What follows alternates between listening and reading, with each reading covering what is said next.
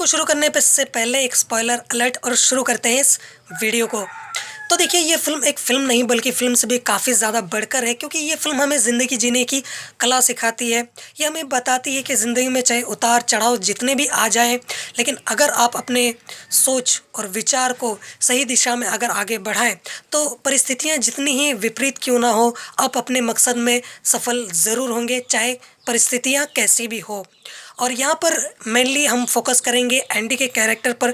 वैसे तो इस फ़िल्म में बाकी सारे कैरेक्टर्स भी बहुत कुछ सिखा जाते हैं, पर यहाँ पर हम इसी कैरेक्टर की ज़्यादा बात करेंगे और ये कैरेक्टर हमें क्या सिखाता है, क्या बताता है, उस पर ही हम यहाँ पर चर्चा करेंगे। क्योंकि इस मूवी को अगर हम लोग डीप में एनालाइज़ करने जाएँ, तो वीडियो बहुत ही ज़्यादा लंबी हो जाएगी, तो उतना हम दूर क्यों जाएँ?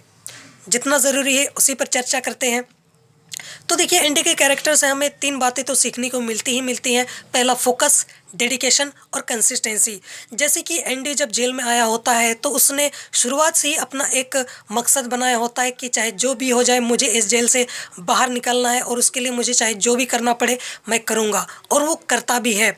और उसके साथ इतनी सारी चीज़ें होती हैं, लेकिन फिर भी उसका डेडिकेशन देखिए कि वो अपने मकसद से भटकता नहीं है, अपने मकसद पर अडिग रहता है और लगातार उसी पर मेहनत करते रहता है। और उसकी कंसिस्टेंसी, हर दिन वो अपने काम को करता रहता है। सोचिए कि उसके साथ जेल में इतनी सारी घटनाएँ होती हैं, उसको इतना प्रताड़ना झेलना पड़ता है, लेकिन फिर भी वो अपने मकसद से भटकता नहीं है, बल्कि उसमें लगा हुआ रहता है। और यही वजह होती है कि चाहे उसको अपने मकसद को पूरा करने में 20 साल ही क्यों ना लग गए हों, लेकिन वो अपने मकसद में कामयाब हो जाता है। और मुझे ही देख लीजिए, इस चैनल को ही देख लीजिए, ना ही व्यूज़ आ रहे हैं और ना ही चैनल पर सब्सक्राइबर्स बढ़ रहे हैं, लेकिन फिर भी मैं कोशिश कर रहा हूँ, फिर भी मैं लगा हुआ क्यों? क्योंकि मज़ा आता है वीडियोस बनाने में, आपसे अपने विचारों को साझा करने में अच्छा लगता है मुझे, और उसी वजह से मुझे फ़र्क नहीं पड़ता कि क्या हो रहा है, नहीं हो रहा है। और बस मेरी यही बात है आप सबों से कि आप अपना सपोर्ट बनाए रखिए। बाकी अगर जो होने का होगा वो होगा, जो नहीं होने का होगा नहीं होगा, अब उसमें क्या कर सकते हैं। पर जो मुझे पसंद है वो तो मैं करूँगा ही, भले कुछ हो या फिर नहीं। इसके अलावा ये कैरेक्टर हमें ये भी सिखाता है कि हमें कभी घमंडी नहीं होना चाहिए। जैसे कि ये कैरेक्टर एक बैंकर भी था, बहुत ही ज़्यादा पढ़ा लिखा इंसान भी था, लेकिन सबके साथ वो प्यार से, सद्भाव से ही रहता था, किसी से ऊँची आवाज़ में भी बात नहीं करता था, सबके साथ अच्छे तरीके से ही पेश आता था, और यही उसकी सबसे बड़ी ख़ासियत थी। और इसी वजह से सब उसे भी प्यार करते थे, उसे भी सम्मान करते थे। और उसके अलावा ये कैरेक्टर ज़्यादा किसी से बातचीत नहीं करता था, घुलता-मिलता नहीं था, और इसी वजह से उसके चेहरे से या फिर उसकी बातों से उसके मकसद का पता नहीं चल पाता था। हालाँकि मैं बहुत ही ज़्यादा बोलता हूँ, क्योंकि बोलना मेरी मजबूरी है। अगर मैं नहीं बोलूँगा तो फिर आपको मैं बता कैसे पाऊँगा? ये भी बहुत बड़ी दिक्कत है। लेकिन उसने बोला ज़रूर, बात किया ज़रूर, लेकिन तब तक जब तक कि उसको सही इंसान नहीं मिला, यानी कि रेड। इसके अलावा ये फ़िल्म हमें ये भी सिखाती है कि हमें उम्मीद कभी नहीं छोड़ना चाहिए और लगातार कोशिश और मेहनत करते रहनी चाहिए। क्योंकि देखिए जब लाइब्रेरी के लिए वो बार-बार लेटर लिखता रहता है, बार-बार रिजेक्शन मिलता भी है, लेकिन फिर भी वो एक बार के लिए भी ये नहीं सोचता है कि मुझे बंद कर देना चाहिए या फिर मुझे छोड़ देना चाहिए।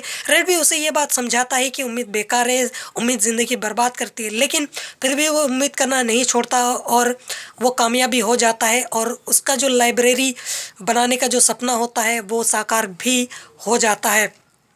और इसके अलावा ये फ़िल्म हमें ये भी सिखाती है, समझाती है कि दोस्ती और दोस्तों को कभी नहीं छोड़ना चाहिए, चाहे परिस्थितियाँ अच्छी हो या फिर बुरी।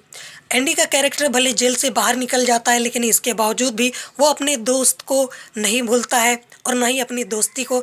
इसीलिए ये फ़िल्म हमें दोस्ती के मायने भी सिखाती है, और ये भी हमें बताती है कि परिस्थितियाँ कैसी भी हो, जिसने हमारा साथ दिया, जिसने हमारी मदद की, उसे हमें कभी भी नहीं भूलना चाहिए।